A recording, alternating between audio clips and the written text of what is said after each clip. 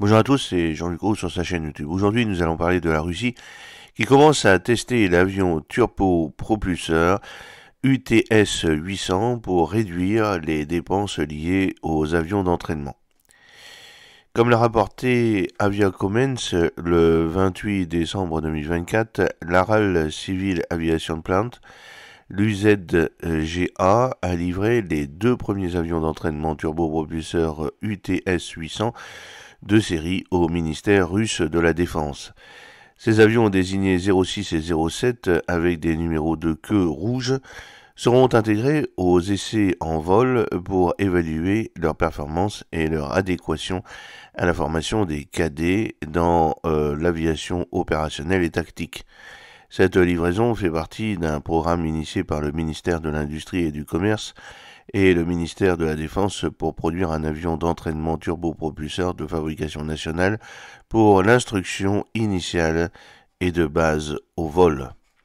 Depuis 2021, l'UZGA UTS 800 subit des tests comparatifs avec le Yakolev Yak 152 pour déterminer le futur avion d'entraînement principal des forces aérospatiales russes. L'UTS 800 a été développé pour combler l'absence d'un avion d'entraînement à turbopropulseur dédié dans le système d'éducation militaire russe qui s'appuyait traditionnellement sur des plateformes à réaction telles que le L-29 et le L-39. Il est conçu pour effectuer diverses tâches de formation, notamment la formation initiale au vol, la voltige, la navigation et la réponse aux situations d'urgence.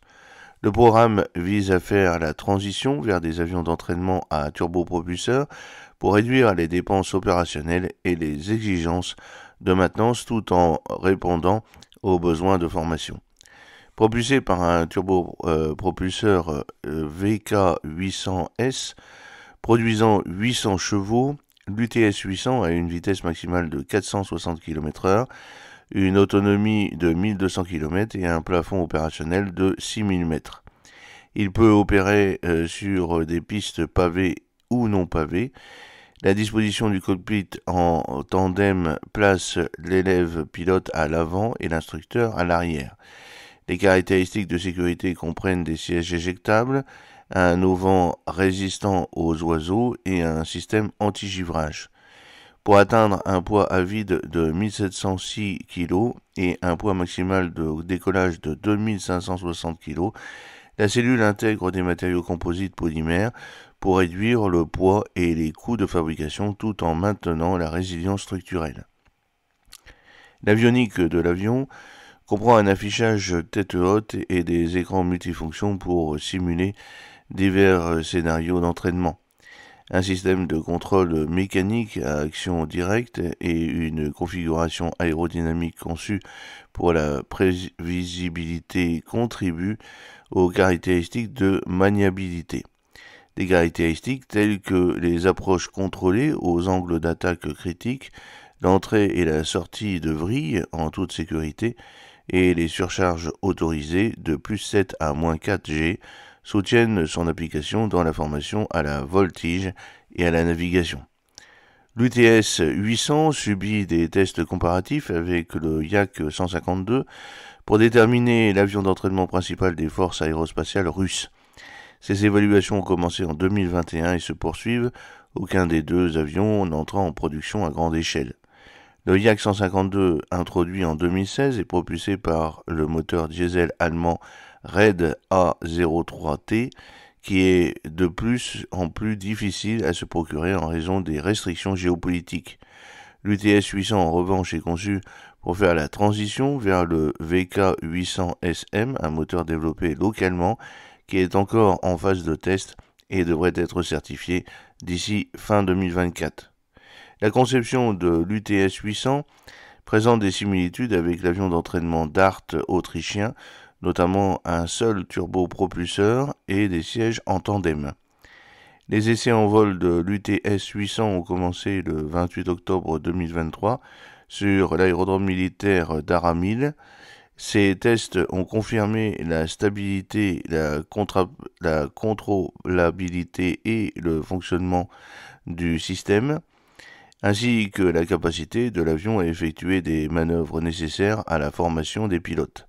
Actuellement, l'UTS 800 s'appuie sur des moteurs étrangers, car le moteur VK 800 SM subit un développement supplémentaire. Le VK 800 SM est également prévu pour être utilisé dans d'autres avions, notamment le TVRS 44 Ladoga et le LMS 901 Baïkal, dans le cadre des efforts visant à étendre les capacités de l'aviation nationale.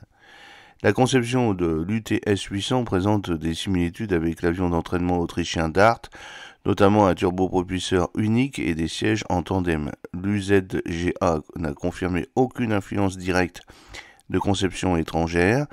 Ces parallèles sont similaires au débat antérieur sur la ressemblance du Yak 130 avec l'avion d'entraînement italien, le M346.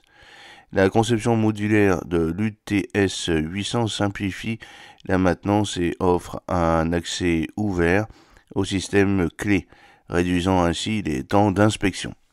Il peut fonctionner à partir de pistes d'atterrissage non pavées et dans différentes conditions météorologiques. Il comprend également un système d'évacuation d'urgence avec des sièges éjectables fonctionnels à toutes les altitudes et les vitesses.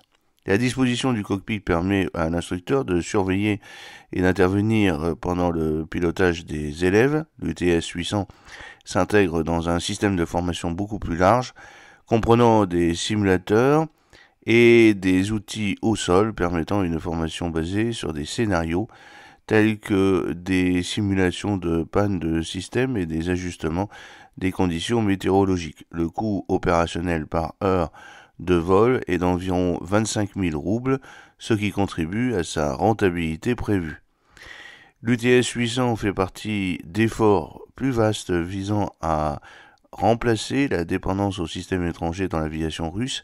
Il est en concurrence avec le Yak 152 qui est affecté par des problèmes d'approvisionnement en moteur. Le SR-10 et donc le développement de l'UTS 800, un ancien avion d'entraînement intermédiaire, a été abandonné en raison de problèmes similaires, soulignant les difficultés actuelles à obtenir des moteurs pour les avions d'entraînement. L'UTS 800 et le Yak 152 sont toujours en cours d'évaluation avec un déploiement à grande échelle toujours en attente.